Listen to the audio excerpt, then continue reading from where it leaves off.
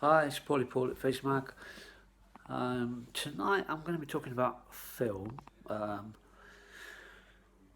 it's um, it's a film that was very dear to my heart when I was growing up. It's directed by John Sturges. It was based on a book by Alistair MacLean. The book was written in 1963, so it was very much a Cold War adventure. The film was made in '68, starring Rock Hudson, Ernest Borgnine, Patrick McGowan, Ice Station Zebra. I love this film. I loved it mainly because it had a submarine in it, which, interestingly, in the book, apparently the submarine was nuclear powered, but I can't think of any reference to nuclear power in the film. I know there was a sabotage attempt in the film, but I can't remember there being any reference to nuclear power. Maybe because they didn't want to put a scare out about about nuclear power. Um, so um, John Sturges, the director, starting off with him, what did John Sturges? Famously, I think probably John Sturges is most famous for Magnificent Seven. He directed a lot of westerns, Gunfight at the OK Corral, um, and such. But I think famously one of the things that we know about John Sturges was he once met the Japanese director who directed the Seven Samurais, which Sturgis based the Magnificent Seven on. Akira must let me look at my notes because I'll never remember that. Akira Kurosawa, um, who I mean, I studied film at uni, but we never ever talked about Japanese film. But apparently, this Kurosawa was a very influential filmmaker. But when he met Sturgis, they said hello.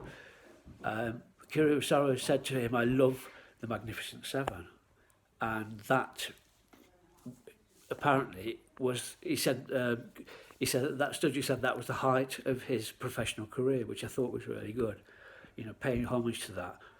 And the fact that he'd done that film his way as a western and it had worked, which it does. It's an amazing film, and we all know, you know, it's all based on that Seven Samurai principle thing, and that carries on down as well.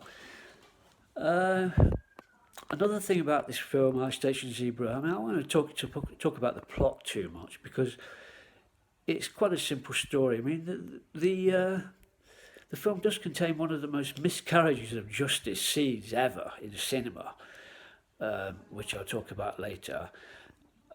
We've got these two characters that they're dropped into the submarine en route, and Ernest Borgnine plays a Russian, and Jim Brown, who's a really attractive black actor, plays Leslie Anders. Anders sent to take charge of the Marines, which are on the sub already. And then, unfathomably, towards the end of the film, Patrick McGowan, who's meant to be this all-knowing CIA, MI, whatever, he shoots the wrong person. He shoots Leslie Anders, played by Jim Brown. And I was like remembering as a kid going, no, he's the one that's trying to help. And it's just like, oh, you know what? But anyway, let's on positive. Let's positive because the music score is a star of the film as well. I'm looking at my notes. Michel Legrand, who was a French composer. You might not have heard of him, but you've heard of him. Because if I was to mention the Thomas Crown Affair, Windmills of Your Mind, which he famously won a Golden Globe for. So that's the quality of music soundtrack, the film score that you're dealing with. I mean, I'm not doing him justice. You could talk for hours about Legrand. He was an incredible French composer. He won lots of, I think he had won 3 Oscars or 2 anyway. And he's buried in Père Lachaise in Paris, which is the graveyard. If you've never been to Paris, you need to go to Père Lachaise. You can see Oscar Wilde's grave, Jim Morrison, the Little Sparrow, Edith Piaf, and it's just an amazing place to be. The atmosphere in that graveyard, Père Lachaise, and yeah, and this famous composer is buried there also.